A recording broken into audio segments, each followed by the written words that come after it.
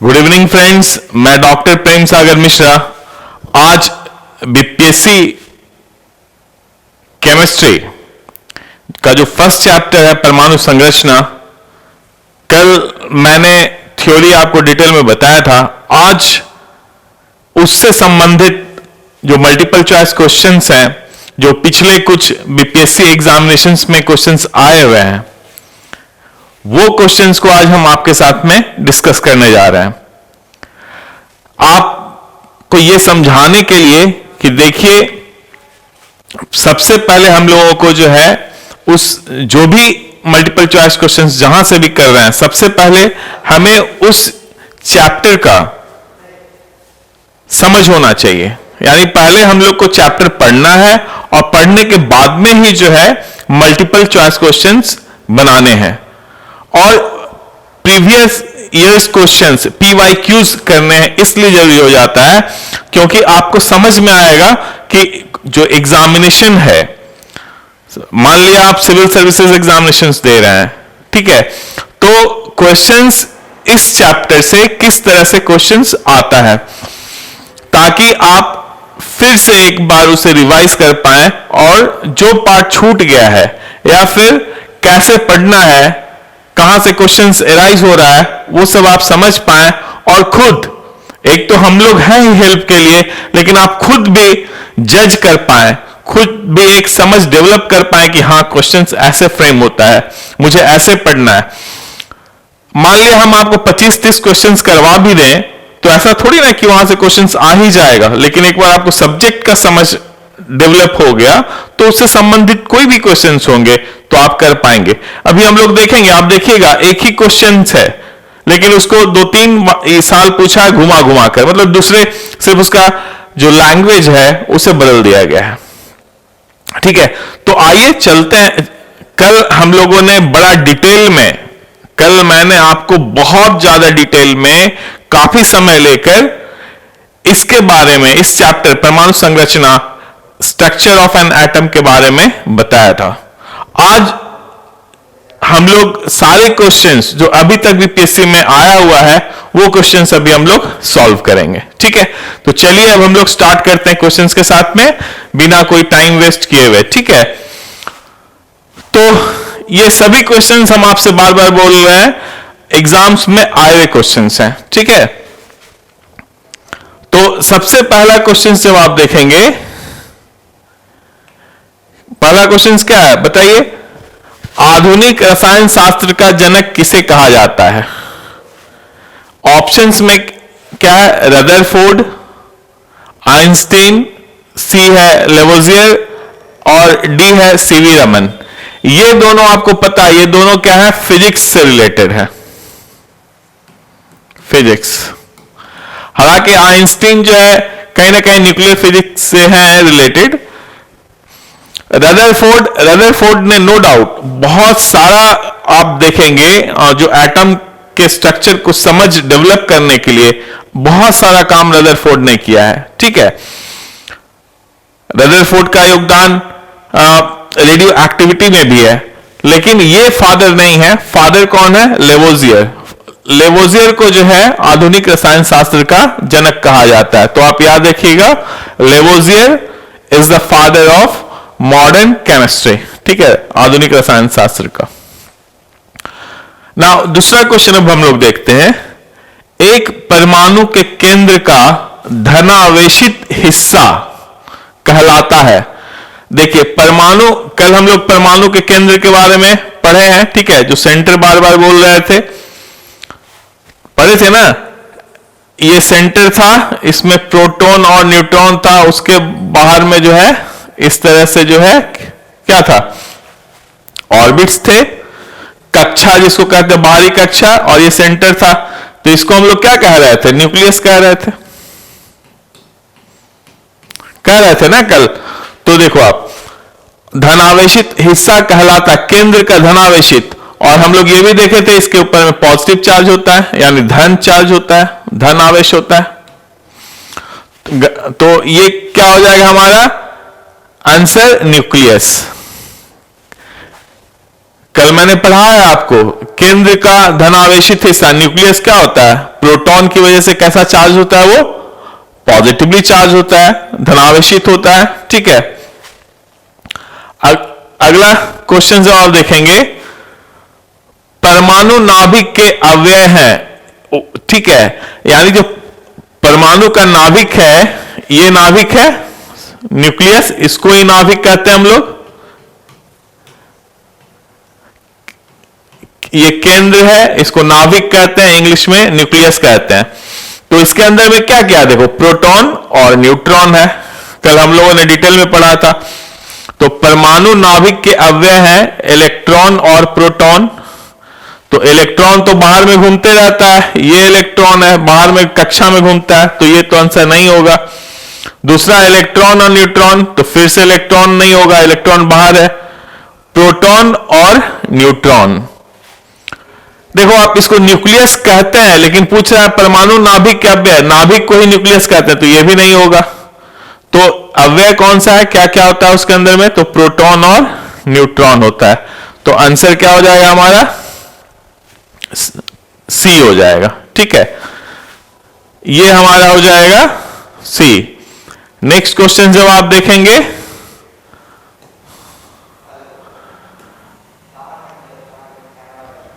अगला क्वेश्चन क्या है? फिर देखो नाभिक से ही रिलेटेड क्वेश्चंस आपके एग्जाम्स में आया हुआ है। ठीक है, परमाणु के नाभिक में कौन से मूल कण होते हैं? मूल कण हम लोगों ने पढ़ा था ना, मूल कण। ठीक है, फंडामेंटल पार्टिकल्स, दो तरह का फंडामेंटल पार्टिकल्स मूल कण होते हैं, स्थायी एवं अस्थायी। तो पूछ रहा नाभिक में, यानी उसके न्यूक्लियस में। तो अभी अभी देख रहे थे ना आप, इसमें क्या क्या था? यही सेंटर है, PN है। तो फिर से आंसर क्या हो जाएगा आपका? प्रोटॉन और न्यूट्रॉन। देखिए यही नाभिक से रिलेटेड कितना क्वेश्चन आ रहा है आपके एग्जाम्स में, कल हम लोगों ने नाभिक डिटेल में पढ़ा है। अब देखिए अगला क्वेश्चन क्या है? निम्नलिखित में से कौन सा अणु एटम का भाग नहीं है? अब देखिए आप, एटम यानी परमाणु, ठीक है, अणु जो है परमाणु का भाग नहीं है। तो इलेक्ट्रॉन तो होता ही है, बाहर इलेक्ट्रॉन घूम रहा है, ये होता है। ठीक है,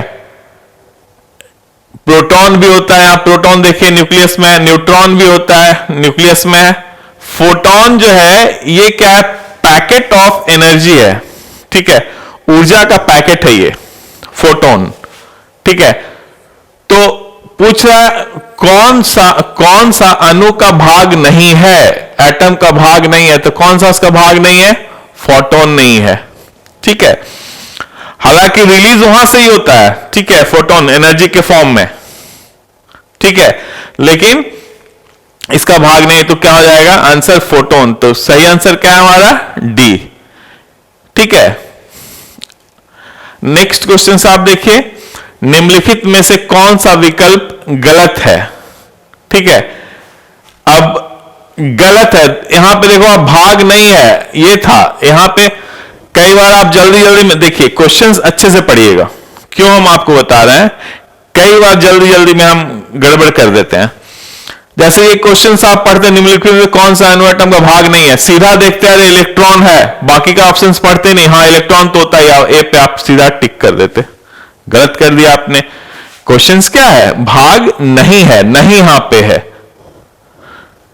तो इसलिए क्वेश्चंस बड़ा जो है ना, आराम से पढ़िएगा, ऑप्शंस देखिएगा, तभी आंसर कीजिएगा, नहीं तो कभी कभी पहला ही ऑप्शंस लगेगा राइट है और आप मार्क की गलती कर दीजिएगा। अगला क्वेश्चन है, निम्नलिखित में से कौन सा विकल्प गलत है? यहां पे देखिए क्या है? गलत। गलत वाला देखना है। तो नाभिक के अंदर प्रोटॉनों और इलेक्ट्रॉनों की उपस्थिति के कारण परमाणु विद्युत रूप से उदासीन होता है। क्या कह रहा है? नाभिक के अंदर प्रोटॉनों और इलेक्ट्रॉनों, तो नाभिक के अंदर तो ये इलेक्ट्रॉन होता ही नहीं है, होता है? नहीं है। तो यानी पहला वाला स्टेटमेंट हमारा गलत है, ये तो होता ही नहीं है, इलेक्ट्रॉन तो बाहर होता है। ठीक है, उसके बाद इलेक्ट्रॉन ऋण आवेशित होते हैं तथा इनका द्रव्यमान नगण्य होता है, यह भी सही है, इलेक्ट्रॉन ऋण आवेशित होता है और द्रव्यमान भी कम होता है। परमाणु संख्या एक तत्व के परमाणु में प्रोटॉनों की संख्या है। कल ही हम आपको बता रहे थे परमाणु संख्या के बारे में, तो ये भी सही है स्टेटमेंट, ये भी सही है, ये भी सही है। समस्थानिक परमाणु ईंधन के रूप में चिकित्सा क्षेत्र में कार्बन डेटिंग आदि में उपयोगी होता है। ये आइसोटोप्स के बारे में बात कर रहा है। किसके बारे में? आइसोटोप्स। तो आइसोटोप्स का इन सब में यूज होता है, बाद में हम आपको बताएंगे।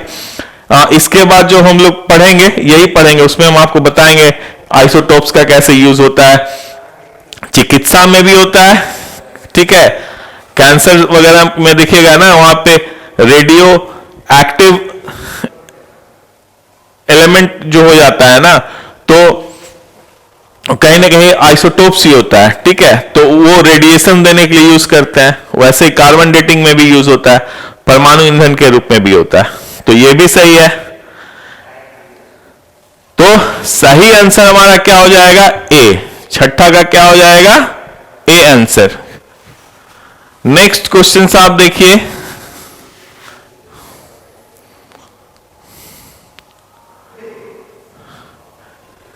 एक ही प्रकार का परमाणु जो है, एक ही प्रकार का परमाणु निम्न में से किसमें मिलता है? कल भी हमारा क्वेश्चन जो हम लोग देखेंगे वो है एक ही प्रकार का परमाणु निम्न में से किसमें मिलता है? खनिज यौगिक, खनिज मिश्रण, प्राकृत तत्व, उपयुक्त में से कोई नहीं। तो जो एलिमेंट होता है ना, उसको ही हम लोग कहते हैं तत्व। तो इसमें जब आप देखें एक ही प्रकार का परमाणु कह रहा है, क्या कह रहा है? एक ही प्रकार का परमाणु। तो खनिज यौगिक में एक से ज्यादा तरह का परमाणु हो सकता है, खनिज मिश्रण में भी एक से ज्यादा तरह का परमाणु हो सकता है। लेकिन जो नेचुरल एलिमेंट होता है, प्राकृतिक तत्व जो होता है एलिमेंट, तो एक एलिमेंट मान लिया हम कहेंगे हाइड्रोजन एलिमेंट, तो उसमें जितने भी परमाणु होंगे वो हाइड्रोजन के ही होंगे, यानी एक ही प्रकार का होगा। यदि हम कहते हैं ऑक्सीजन एलिमेंट, तो ऑक्सीजन में जितने भी परमाणु होंगे ऑक्सीजन एलिमेंट में, वो सभी ऑक्सीजन परमाणु ही होंगे। यानी एक ही तरह का जब आप देखिएगा परमाणु, तो किसमें मिलता है? तत्वों में। तो आंसर क्या हो जाएगा? सी, प्राकृत तत्व हो जाएगा, ठीक है। अगला क्वेश्चन हम लोग देखते हैं। फिर से देखिए, नाभिक से क्वेश्चन आ गया, और ये भी हम लोगों ने पढ़ा है, ठीक है। हम लोगों ने इसको भी पढ़ा है, ठीक है। पर मानवीय नाभिक, फिर से नाभिक के बारे में कह रहा है, ठीक है। न्यूक्लियस के बारे में कह रहा है, न्यूक्लियस नाभिक के बारे में कह रहा है। पर मानवीय नाभिक किसने खोजा था? तो मैंने आपको स्पष्ट बोला था किसने खोजा था? रदरफोर्ड ने, ठीक है। रदरफोर्ड ने खोज किया था नाभिक का। तो ये सब देखने की आवश्यकता भी नहीं है, आप रदरफोर्ड आप टिक कर सकते हैं। आइंस्टाइन, डाल्टन, थॉमसन नहीं होगा। थॉमसन ने क्या किया था? थॉमसन ने, जे थॉमसन ने इलेक्ट्रॉन का खोज किया था। डाल्टन जो है ना एटॉमिक मॉडल दिया था। आइंस्टीन जो है ना फोटो इलेक्ट्रिक इफेक्ट दिए थे, E=mc² भी उन्होंने बताया था। तो ये जो है आपका रदरफोर्ड आंसर हो जाएगा। अगला क्वेश्चन देखिए, एटम में न्यूट्रॉन की खोज किसने की थी? न्यूट्रॉन की, एटम में न्यूट्रॉन की खोज किसने की थी? कल हम लोगों ने यह भी देखा था, थॉमसन ने किया था इलेक्ट्रॉन का, गोल्डस्टीन ने प्रोटॉन का, और न्यूट्रॉन का किसने किया था? चैडविक। तो है चैडविक, ये चैडविक है। आंसर हो जाएगा आपका बी, ठीक है। कितना आसान आसान क्वेश्चंस। एक बार यदि जो हमने आपको कल वीडियो पोस्ट किया था जिसमें मैंने परमाणु संरचना के बारे में डिटेल में बताया है, आप यदि उसको एक बार सुन लीजिए और फिर आप किताब पढ़िए, देखिए आपको सब कुछ समझ में आ जाएगा। फिर आप जब क्वेश्चंस बनाएंगे एक भी क्वेश्चंस नहीं छूटेगा, ये हमारा गारंटी है। आप देख सकते हैं कल हमने जो बताया सारे क्वेश्चंस वहां से ही हैं, ठीक है। और ये सारे के सारे क्वेश्चंस PYQs हैं, यानी पहले के बीपीएससी एग्जाम्स में आ चुके हैं। नेक्स्ट क्वेश्चंस देखिए, नेक्स्ट क्वेश्चन क्या है हमारा? देखिए ये है आणविक संरचना, ठीक है। यहां पे परमाणु को आणविक के रूप में यहां पे डिनोट कर रहा है, ठीक है। तो आणविक संरचना के बारे में निम्नलिखित में से कौन सा कथन सही है? संरचना वही जो हम लोग बनाए थे, ये वाला, न्यूक्लियस सेंटर में प्रोटॉन न्यूट्रॉन और फिर घूम रहा है इलेक्ट्रॉन, यही संरचना है, ठीक है, आणविक संरचना। तो कौन सा कथन सही है? यहां पे गलत नहीं है, कथन सही है पूछ रहा है। तो देखिए, न्यूट्रॉन तथा इलेक्ट्रॉन न्यूक्लियस में होते हैं। इलेक्ट्रॉन कहां होता है?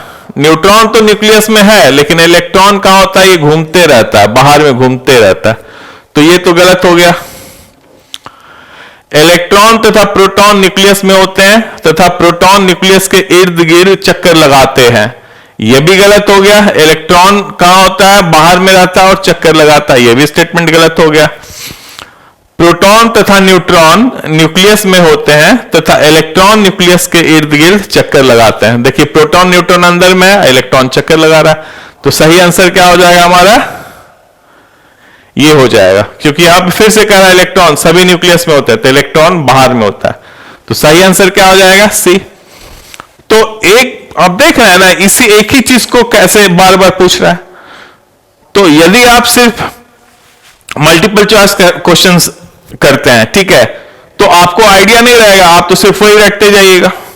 लेकिन एक बार आपने समझ के पढ़ लिया है तो कैसे भी फ्रेम करेगा आप आराम से आंसर बता पाएंगे। जैसे ही दिमाग में फिट हो गया कि प्रोटॉन और न्यूट्रॉन न्यूक्लियस में होता है और इलेक्ट्रॉन बाहर घूमते रहता है, यही संरचना है। अब कुछ भी पूछे आप बता दीजिएगा। इलेक्ट्रॉन के ऊपर नेगेटिव चार्ज होता है, प्रोटॉन के ऊपर पॉजिटिव चार्ज होता है, प्रोटॉन के ऊपर पॉजिटिव होता है इसलिए न्यूक्लियस पे भी पॉजिटिव होता है। इतना ही तो समझना है स्ट्रक्चर में, ठीक है। अगला क्वेश्चन देखिए क्या है। निम्नलिखित में कौन एक अणु परमाणु कण नहीं है? ठीक है, यानी कि अणु परमाणु का कण नहीं है, पार्टिकल्स नहीं है। तो आपको पता है ना, न्यूट्रॉन तो रहता ही है, प्रोटॉन भी होता है, इलेक्ट्रॉन भी होता है, क्या नहीं होगा? तो ड्यूट्रॉन नहीं होगा। तो आंसर क्या? कण नहीं है कह रहा है, कण है ये तीनों, ये नहीं है, तो आंसर हो जाएगा सी, ड्यूट्रॉन। आंसर क्या हो जाएगा? सी। अगला क्वेश्चन देखिए क्या है। निम्न युग्मों में से कौन से एक कण और प्रतिकण, ठीक है, प्रतिकण युग्म है? तो कल हम आपको बता रहे थे ना, पार्टिकल्स और एंटी पार्टिकल्स, कण और प्रतिकण। तो कण और प्रतिकण, इलेक्ट्रॉन कण होगा तो उसका प्रतिकण क्या होता है? पॉजिट्रॉन या एंटी इलेक्ट्रॉन। न्यूट्रिनो का क्या होता है? एंटी न्यूट्रिनो, ये याद रखिएगा। तो यहां पे आंसर है इलेक्ट्रॉन पॉजिट्रॉन, प्रोटॉन न्यूट्रॉन, ये भी गलत है। न्यूट्रॉन न्यूट्रिनो, ये भी गलत है। न्यूट्रिनो का प्रतिकण होता है एंटी न्यूट्रिनो, लेकिन न्यूट्रॉन का ही नहीं होता है। अब फोटोन तो पैकेट ऑफ एनर्जी है, इसलिए भी गलत हो गया। सही आंसर क्या हो गया? ए, यानी कण प्रतिकण का एग्जांपल क्या हो गया? Electron positron. देखिए, इलेक्ट्रॉन के ऊपर नेगेटिव चार्ज होता है, इसके ऊपर पॉजिटिव चार्ज होता है, और दोनों का जो है ना मास, द्रव्यमान जो है ना बराबर होता है, इसलिए इनको कहते हैं कण। इधर नेगेटिव चार्ज है, इधर पॉजिटिव चार्ज है, इसलिए कण और प्रतिकण हो गया, ठीक है। अगला क्वेश्चन हम लोग देखते हैं। देखिए, इनमें मूलभूत कण कौन सा है? बताइए कौन सा आता है? तो क्वार्क, ये मूलभूत कण है, ठीक है। मूलभूत कण कौन है? क्वार्क है। अगला क्वेश्चन देखिए, ये भी हम लोगों ने कल में हम आपको बता रहे थे गॉड पार्टिकल्स के बारे में। हिग्स बोसॉन भी उसको कहते हैं और ईश्वरीय कण भी उसको कहते हैं, ठीक है। तो बहुचर्चित गॉड पार्टिकल है न्यूट्रिनो, लेप्टॉन्स, मेसॉन्स, हिग्स बोसॉन। तो गॉड पार्टिकल को हम लोग क्या कहते हैं? Higgs boson. तो आंसर क्या हो जाएगा? सी। अगला क्वेश्चन क्या है? हिग्स बोसॉन को इसमें से भी जाना जाता है। तो हिग्स बोसॉन को क्या जाना जाता है? गॉड पार्टिकल, तो गॉड कण के नाम से। आंसर क्या हो जाएगा? डी। इलेक्ट्रॉन, प्रोटॉन, न्यूट्रॉन ये सब नहीं है, क्या है? गॉड कण के नाम से जानते हैं। तो आंसर क्या हो जाएगा? डी। ये सारे क्वेश्चंस बीपीएससी में आया हुआ है, ठीक है। क्योंकि कल आपने पढ़ा है, इसलिए यदि वो सुनकर आप जब ये सॉल्व करेंगे सब आपको बहुत इजी लगेगा। हम आपसे बता रहे हैं, एकदम लगेगा जैसे हलवा हलवा चटनी है, इतना इजी लगेगा। यानी मैं स्पष्ट आपसे कह रहा हूं, पहले समझकर पढ़ना है, उसके बाद PYQs करना है, ठीक है। तो आप देखिएगा बहुत कंफर्टेबल आप एग्जामिनेशंस में हो जाएंगे। फिर से देखिए गॉड पार्टिकल के ऊपर में क्वेश्चन है, फिर से गॉड पार्टिकल्स के ऊपर में क्वेश्चन है। गॉड पार्टिकल्स है, क्या हो जाएगा, फिर से हिग्स बोसॉन। यानी देखिए आप कितने, यही सेम चीज तीन बार पूछ दिया है, 3 बार एग्जाम में, ठीक है, अलग अलग एग्जाम में, लेकिन सभी BPSC में ही पूछा गया है। अगला क्वेश्चन है, निम्नलिखित में से कौन सा कण आवेश रहित है। यानी आवेश रहित का मतलब क्या हो गया, उदासीन, विद्युत उदासीन। विद्युत उदासीन कौन सा इसमें से है, न्यूट्रल। तो हम लोग तो कल बहुत डिटेल में पढ़े, आप बताइए इसका आंसर। अल्फा कण है, ये अल्फा है, ठीक है, अल्फा कण, इस पे तो चार्ज होता है पॉजिटिव, इलेक्ट्रॉन पे निगेटिव, प्रोटॉन पे पॉजिटिव और न्यूट्रॉन पे 0 चार्ज होता है। यानी आवेश रहित कौन सा हो गया, न्यूट्रॉन। आंसर हो जाएगा C, ठीक है। अगला क्वेश्चन देखिए क्या है, निम्नलिखित में से किस कण पर शून्य आवेश होता है। सेम चीज आ गया है ना, यहां पे आवेश रहित कह रहा है तो इसको बोल रहा है शून्य आवेश। क्या, तो पॉजिट्रॉन, इस पे आवेश होता है क्या होता है, पॉजिटिव होता है। इलेक्ट्रॉन होता है निगेटिव होता है। अल्फा कण अभी अभी देख रहे थे, इस पे भी पॉजिटिव होता है। तो न्यूट्रिनो, न्यूट्रिनो जो है वो द्रव्यमान और मास रहित दोनों, सॉरी आवेश रहित और द्रव्यमान रहित दोनों है। यानी आवेश शून्य किस पे होता है, न्यूट्रिनो पे। तो आंसर क्या हो जाएगा, यहां पे आंसर हमारा B हो जाएगा, ठीक है। तो B आपका आंसर हो जाएगा। नेक्स्ट क्या है, हीलियम के नाभिक में होता है। हीलियम के नाभिक में क्या होता है बताइए फटाफट। पहला होता है हाइड्रोजन, ठीक है, 1 1, यानी इसमें एक इलेक्ट्रॉन होता है और एक प्रोटॉन होता है। न्यूट्रॉन 0 होता है, इसमें न्यूट्रॉन 0 होता है, न्यूट्रॉन नहीं होता, याद रखिएगा। हाइड्रोजन जो है इसमें एक ही प्रोटॉन होता है, एक प्रोटॉन होता है, इसलिए इसका एटॉमिक नंबर क्या हो जाता है 1, और एक ही इलेक्ट्रॉन होता है, और न्यूट्रॉन 0 होता है। न्यूक्लियस में सिर्फ एक प्रोटॉन है, इसलिए मास भी, इसका द्रव्यमान भी क्या हो जाता है, 1 ही हो जाता है, ठीक है। हाइड्रोजन के बाद आता है हीलियम। अब हीलियम जब आप देखिएगा ना तो लिखा हो जाएगा 2 और 4,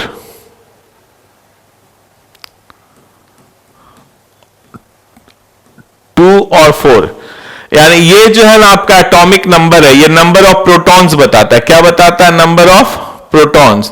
और ये इसका मास नंबर है 4, यानी 2 प्रोटॉन है इसमें, और A 4 होता है। कल हमने देखा था ना, A इक्वल टू क्या होता है, Z प्लस N और P प्लस N। तो N क्या हो जाएगा, N equal to A minus P। A कितना है 4 माइनस P 2, यानी 2। तो हीलियम में 2 प्रोटॉन होता है और 2 न्यूट्रॉन होता है, दोनों मिलकर क्या हो जाएगा 4। तो इसलिए मास नंबर इसका क्या हो गया 4, ठीक है, मास नंबर क्या हो गया 4। तो क्वेश्चन है हीलियम के नाभिक में होता है, तो नाभिक में प्रोटॉन भी रहता है और न्यूट्रॉन भी रहता है। तो क्या रहता है, केवल एक प्रोटॉन, ये गलत है। ये होता है हाइड्रोजन में 2 प्रोटॉन, ये 2 प्रोटॉन हीलियम के नाभिक में होता है, लेकिन इसके साथ साथ 2 न्यूट्रॉन भी तो होते हैं, तब ना मास नंबर इसका 4 हो जाता है।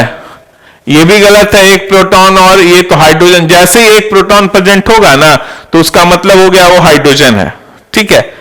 तो आंसर क्या हो जाएगा, 2 प्रोटॉन एवं 2 इलेक्ट्रॉन। तो आपको 20 तक 20 एटॉमिक नंबर तक जो एलिमेंट्स हैं पीरियोडिक टेबल का, उसका आपको सिंबल याद होना चाहिए, उसका एटॉमिक नंबर याद होना चाहिए, उसका मास नंबर याद होना चाहिए।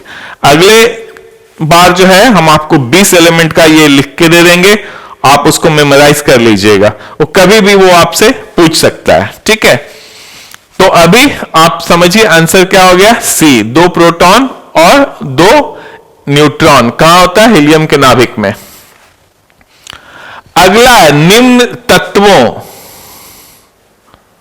निम्न तत्वों में से किसमें न्यूट्रॉन नहीं होता है, यानी किसमें न्यूट्रॉन नहीं होता है, ऑक्सीजन, नाइट्रोजन, हाइड्रोजन, तांबा। यहां पे देख रहे थे ना, यहां पे हम लिखे हैं न्यूट्रॉन 0 होता है, यानी कि हाइड्रोजन ही एक ऐसा एलिमेंट है, हाइड्रोजन ही एक ऐसा परमाणु है जिसमें न्यूट्रॉन्स नहीं होते हैं, ठीक है। उसका आइसोटोप है, उसमें फिर मिल जाएगा, ठीक है, ड्यूटेरियम, ट्राइसियम इसमें है, लेकिन जो हाइड्रोजन है उसमें न्यूट्रॉन नहीं होता है। और ये बहुत इंपॉर्टेंट है आपके एग्जाम्स के लिए, अक्सर ये पूछे जाते हैं, तो ये आप याद रखिएगा। हाइड्रोजन में, हाइड्रोजन एटम जो होता है, परमाणु होता है, उसमें न्यूट्रॉन 0 होता है, नहीं होता है। तो न्यूट्रॉन नहीं होता, आंसर क्या हो जाएगा आपका, आंसर हाइड्रोजन हो जाएगा। नेक्स्ट क्वेश्चन है, एक तत्व में इलेक्ट्रॉनों और न्यूट्रॉनों की संख्या क्रमशः 18 और 20 है। इस तत्व की द्रव्यमान संख्या है। द्रव्यमान संख्या को किससे डिनोट करते हैं, ए से हम लोग करते हैं, यही ए पूछ रहा है। ए का फॉर्मूला क्या होता है, जेड प्लस एन, और कह सकते हैं पी प्लस एन। और हम लोग को पता है एक तत्व यदि वो न्यूट्रल जब रहता है, आयन नहीं रहता है, तो उसमें जितना प्रोटॉन की संख्या होगी उतना ही संख्या इलेक्ट्रॉन का होगा। इसका मतलब जितना इलेक्ट्रॉन है उतना प्रोटॉन है। तो यहां यानी 18 और 20 को जोड़िएगा तो कितना हो जाएगा, 38। अब देखिए ऑप्शंस में 38 है, तो है 38 सी, तो आंसर क्या हो जाएगा, सी। ये मैंने आपको कल बहुत अच्छे से समझाया था निकालने के लिए, और ए का फॉर्मूला भी हम आपको बताए थे, ठीक है। नेक्स्ट क्वेश्चन जो आप देखेंगे वो क्या है, देखिए, जिस तत्व के परमाणु में 2 प्रोटॉन, 2 न्यूट्रॉन और 2 इलेक्ट्रॉन है, उसकी द्रव्यमान संख्या कितनी होगी। तो आपको पता है ये तो द्रव्यमान में रोल प्ले नहीं कर रहा है। द्रव्यमान का फॉर्म क्या होता है, सिंबल ए, और इसका फॉर्मूला क्या होता है, P प्लस एन। यानी न्यूक्लियस में प्रोटॉन और न्यूट्रॉन का जो नंबर होता है, संख्या होता है, उसको जोड़ दीजिए, वही हो जाएगा। तो 2 प्रोटॉन है और प्लस 2 न्यूट्रॉन है, तो कितना हो जाएगा द्रव्यमान संख्या, 4। तो आंसर क्या हो जाएगा इसका, 4। आंसर इज 4, ठीक है। नेक्स्ट क्वेश्चन हम देखेंगे। अब देखिए, एक नाभिक की द्रव्यमान संख्या बोल रहा है, तो आपने पढ़ा हुआ है ये, एक नाभिक की द्रव्यमान संख्या न्यूट्रॉनों और प्रोटॉनों की संख्याओं का योग होती है। तो हमने आपको क्लियर कट बताया, ये संख्या का होता है, कुल द्रव्यमान न्यूट्रॉनों और प्रोटॉनों का कुल द्रव्यमान होती है, नहीं, ये नहीं, इसका जो नंबर होगा ना उसका योग होता है। यानी आंसर क्या हो जाएगा, ए। एक नाभिक की द्रव्यमान संख्या, द्रव्यमान संख्या का मतलब होता है नंबर ऑफ न्यूक्लियॉन्स। न्यूक्लियॉन्स, तो न्यूक्लियॉन्स क्या होता है, ये प्रोटॉन की संख्या प्लस न्यूट्रॉन की संख्या, यानी दोनों की संख्या को जोड़ दीजिए तो क्या हो जाएगा, द्रव्यमान संख्या। तो आंसर यहां पे ही आपका ए। अगला क्वेश्चन देखिए, फिर से उसी से द्रव्यमान संख्या से ही है, नाभिक के द्रव्यमान संख्या से ही है, ठीक है। तो नेक्स्ट क्वेश्चन हम लोग देखेंगे, ये देखिए, प्लूटोनियम न्यूक्लियाइड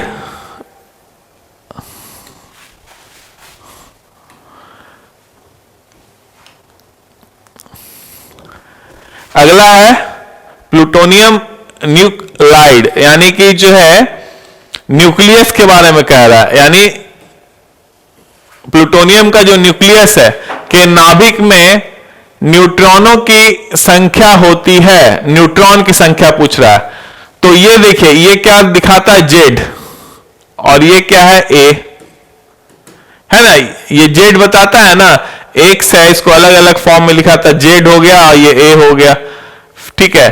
फिर इसको आप लिख सकते हैं, ऐसे भी लिख सकते हैं, फिर इसको आप Z और A ऐसे भी लिख सकते हैं, यानी मास नंबर है और ये उसका एटॉमिक नंबर है।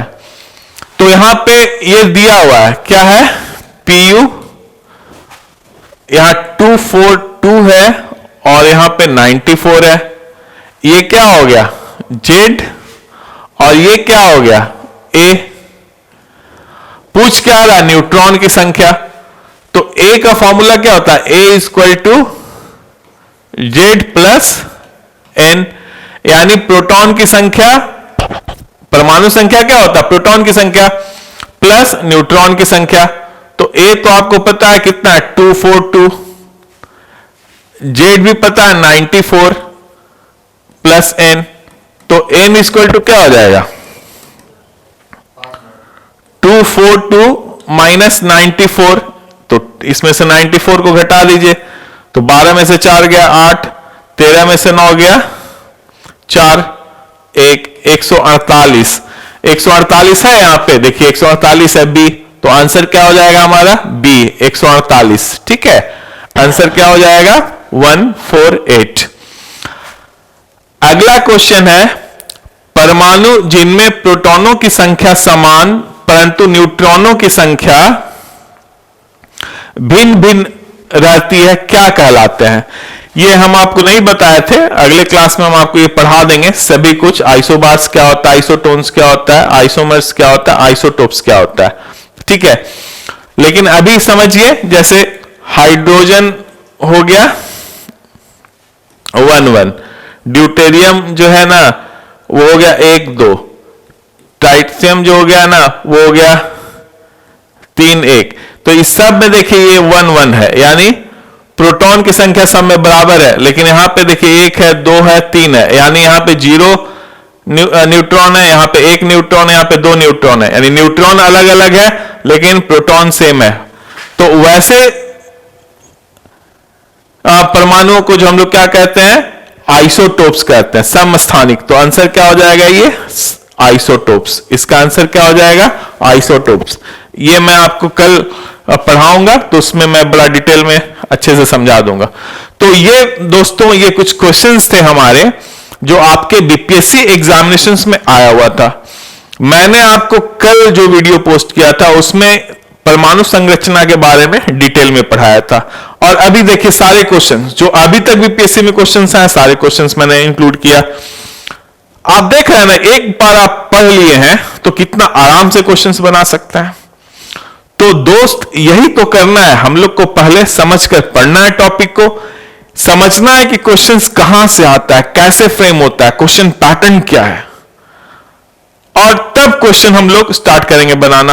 और आप इस तरह से जब पढ़ेंगे ना तो आपका दिमाग धीरे धीरे ट्रेंड हो जाएगा और फिर वो उसी तरह से वो पढ़ना स्टार्ट कर देगा और आपके लिए एग्जाम जो है वो बहुत आसान हो जाएगा।